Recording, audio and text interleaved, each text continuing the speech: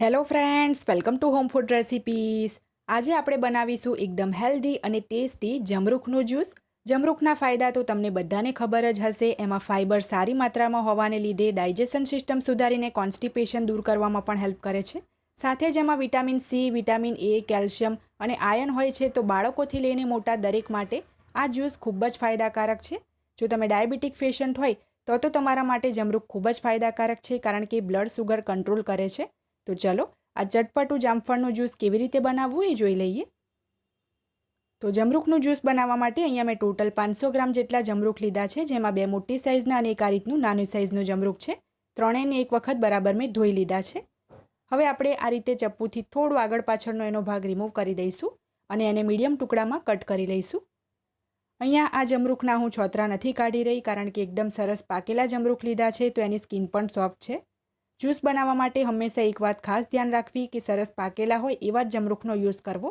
થોડા પણ જો ઓછા પાકેલા જમરૂખ હશે તો એનો જ્યુસ બિલકુલ સારો નથી લાગતો. તો અહીંયા મેં અંદરથી જે વ્હાઇટ કલરના નીકળે છે એવા જમરૂખ લીધા છે. તમે ચાહો તો લાલ જમરૂખનો પણ યુઝ કરી શકો છો. બંનેના સ્વાદમાં કોઈ જ ફરક નથી હોતો. લાલ હોય કે સફેદ, તમે કોઈ પણ જમરૂખનો જ્યુસ બનાવવામાં યુઝ કરી શકો છો. તો અહીંયા ત્રણેય જમરૂખને આપણે કટ કરી લેવાના છે. અત્યારે શિયાળામાં માર્કેટમાં સરસ જમરૂખ મળે છે, તો સિઝનમાં તમારે આ જમરૂખ ચોક્કસ ખાવા જોઈએ. તો ત્રણેય જમરૂખ અહીંયા મેં કટ કરી લીધા છે. હવે આપણે એક મોટી મિક્સર જાર લેવાનું છે. એની અંદર આપણે બધા જ જમરૂખના ટુકડા એડ કરી દઈશું. ટોટલ 500 ગ્રામ જમરૂખમાંથી 7 થી 8 મીડિયમ ગ્લાસના જ્યુસ રેડી થાય છે. હવે એની અંદર આપણે એ રીતનો એક નાનો ટુકડો બીટનો એડ કરી દઈશું. આનાથી એનો જે કલર છે થોડો પિંક થઈ જશે, તો જ્યુસ દેખાવમાં પણ સરસ લાગશે. જો તમે સફેદ કલરનું જ્યુસ બાળકોને પીવા આપશો તો એ બિલકુલ પણ નહીં પીવે. તો બીટથી એને નેચરલ કલર તો મળી જ જશે અને એનો સ્વાદ પણ બિલકુલ ખરાબ નથી થતો. નેચરલ જે રીતનું ગવાવા જ્યુસ મળે છે માર્કેટમાં, એવું જે ટેસ્ટી બને છે. 1/4 કપ જેટલી, પા કપ જેટલી આપણે એમાં દળેલી ખાંડ ઉમેરી દઈશું.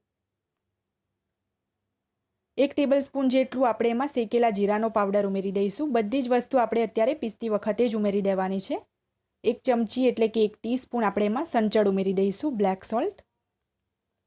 હવે એમાં આપણે એક મીડિયમ સાઇઝના લીંબુનો રસ નીચવી દેવાનો છે. 1 થી 1.5 ટેબલસ્પૂન જેટલો આ રસ છે. 1 કપ એટલે કે 200 ml જેટલું આપણે એમાં પાણી ઉમેરી દઈએ અને બધું જ આપણે સરસ એકદમ સ્મૂથ પીસી લેવાનું છે. તો અહીંયા બધું જ મેં બરાબર પીસી લીધું છે અને તમે જોઈ જ શકો છો. થોડું આપણે બીટ એડ કર્યું હતું તો એનો કલર પણ એકદમ નેચરલ પિંક આવ્યો છે. એવું લાગે છે કે જેવું આપણે લાલ જમરૂખમાંથી જ્યુસ બનાવ્યું હોય. તો હવે આપણે ગરણીથી એને ગાળી લેવાનું છે, જેથી જ્યુસ પીતી વખતે કંઈ પણ મોઢામાં ના આવે. તો સરસ આપણે આ રીતે ચમચીથી ઘસતા રહીને એને ગાળી લઈએ. ગાળવા માટે આ મિશ્રણ મને અહીંયા વધારે પડતું ગાઢું લાગે છે, તો એમાં 1 કપ જેટલું, આમાં હું 200 ml જેટલું પાણી બીજું એડ કરું છું. અહીંયા હું ઠંડા પાણીનો યુઝ કરું છું. તમે નોર્મલ રૂમ ટેમ્પરેચરના પાણીનો પણ યુઝ કરી શકો છો. તો સરસ હવે આપણે એને ગાળી લઈએ, જેથી એમાં જે કંઈ પણ નહીં પીસાયું હોય એ બધું ગરણીમાં જ રહી જશે. તો જે જમરૂખના બી છે અને જે જીરાનો પાવડર થોડો ઘણો રહી ગયો છે એ બધો તમે જોઈ શકો છો ગરણીમાં જ આવી ગયો છે, પણ જે જીરાનો ફ્લેવર છે એ બધું જ જ્યુસમાં આવી ગયો હશે. હવે એની અંદર આપણે 3 કપ જેટલું પાણી બીજું એડ કરીશું. ટોટલ આપણે આટલું જ્યુસ બનાવવામાં 5 કપ એટલે કે 1 લીટર જેટલું પાણી યુઝ કરવાનું છે. જ્યુસની કન્સિસ્ટન્સી તમે તમારા હિસાબથી રાખી શકો છો, પણ આ જ્યુસ વધારે પડતું પતલું પણ સારું નહીં લાગે. તો સરસ હવે આપણે એને મિક્સ કરી લઈએ. તમારે આને થોડું ચાખી લેવાનું છે. ખાટો મીઠો એનો સ્વાદ આવવો જોઈએ. તો થોડો મને આમાં લીંબુનો રસ ઓછો લાગ્યો છે, એટલે આમાં હું અડધા નંગ લીંબુનો રસ બીજો એડ કરી દઉં છું. અને 1 ચમચી જેટલું આમાં હું સંચળ પણ બીજું એડ કરું છું. ખાંડ પણ તમે ચાખીને એડ કરી શકો છો. ખાંડ જે છે એ જમરૂખની મીઠાશ પર ડિપેન્ડ કરે છે. તો આ આપણું વિટામિનથી ભરપૂર હેલ્ધી ગ્વાવા જ્યુસ રેડી છે. તો એને આપણે ગ્લાસમાં સર્વ કરી લઈએ. હવેથી જો તમારા ઘરે પણ ક્યારેક લાલ જમરૂખ ના હોય તો તમે આ જ રીતે થોડો બીટનો ટુકડો એડ કરીને વ્હાઇટ જમરૂખમાંથી પણ આ રીતે જ્યુસ બનાવી શકો છો. કારણ કે એવું કહેવાય છે કે કોઈ પણ વસ્તુ પહેલાં આંખને ગમવી જોઈએ, પછી જ એ જીભ સુધી પહોંચે છે.